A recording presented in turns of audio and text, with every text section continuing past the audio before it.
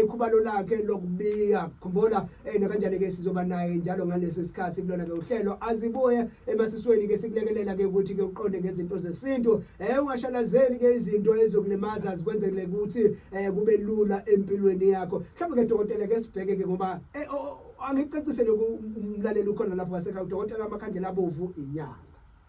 Uma sikhuluma naye sikhuluma nenyanga ekutshela ukuthi ke uma isimo sika nje nekhubalo kuphunywa kanje. Sobheka ke ukuthi masikhuluma ngaso ke isakhamuzi ekhuluma ngokubiya ekhaya usuke ezikhathini eziningi exube ini nani wena ke ukhona lapho ngasekhaya ungasizakala kanjani dokotela uma sikhuluma ngokubiya ke umuzi mhlambe ke ngoko kwakho ubiyo kanjani umuzi? Madoda umnyaka kujulile kuthiwa nje athiwa kufana nokuthandaza Yes. so ngasathandazwa la so sekukenyangeni bakukhuluma ngomnyaka lapha mfowethu okokuqala nje nangabe ethi umuntu kodwa nginembuzo phela kulo muntu osuke efikile efuna ukubiyelwa. Okay. La imandla khona nginombuzo ukuthi usumthathile usengowakho ngoba dokotela ukubiya kufanele uqinisekise ukuthi umuntu osesekhaya osaziwa nabantu abadala. Yebo ngoba lapha kusuke kuzoba khona izinto engizokhuluma nawe ngithi ngiyacela ukuthi uyifake kulento engizokunika yona ezikekhaya emsamo. Okay. Ngoba ngifuna ukudlalwa ngengane yabantu kubiyelwe ngoba khona umuntu onomona othi nje uvimba ukuthi bangabe saqhamuka bazomthatha ebengeke amthathe ebevele engeke amthathe kwasayiyena. Yebo sikuthandi-ke lokho kodwa nje mfowethu bekubiyeni kakhulukazi sebesithi ejule kakhulu lapha.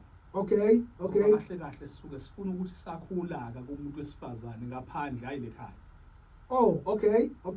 Kusho ukuthi dokotela kusuke kubalekile ke ukuthi umuntu obiyelwayo noma obiywayo kube umuntu onesisekelo esiqondile ngokwesintu ukuthi ke sewumuntu wala ekhaya ngoba kuzoxutshwa nezinto zomsamo wakhe ukuze kuzokwazeka ukuthi kube nale connection between yena nabantu abangasele. Yes. Okay. Ongangokuba mangabe sakho umuntu njalo sithi simakhela ukuthi angavumi noma uyasebenza lemsebenza namadoda amaningi abaningi bayasebenza kokule odi baningi ama-fact kuzogcwala namadoda abaningi. Yes.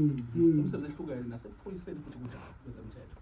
Kodwa-ke mina angabe umngane axoxa umsebenzini kodwa wathi ngiyakuthanda hhayi isukile ngenxa yekhubalo olisebenzisile elenza ukuthi nje umeke kwakhona ufuna ukuphambana nomthetho kwezothando kubuseyinyathelini. Kubuseyinyathelini phela kuyavuka imambi ngenyawo ngoba phela nayo iyangena. Okay. Kuyithaba iyangena kodwa sesifune lekadelwa kakhulu ekade seyilimaza emakhaya mhlawumbe imbuzi intombi.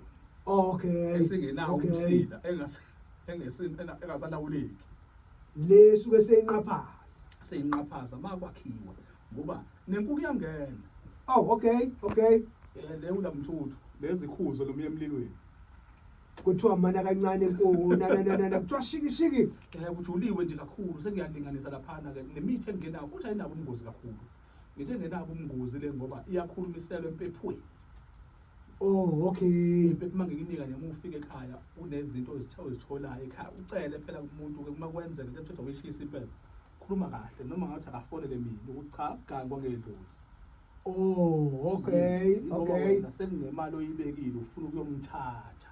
Yes. Ukuze kungenzeki le phutha lokhu uthola ukuthi wena ubala iy'ngane uthi zo-6 iy'ngane zakho kanzo-3 sivika lokho sivika into eningi la ukuthi kube nesiqiniseko sokuthi esibayeni laphaya kufinyelela wena wedwa ufinyelela esibayeni wena ngoba sigwema into eningi kakhulu ngoba alimele amadoda.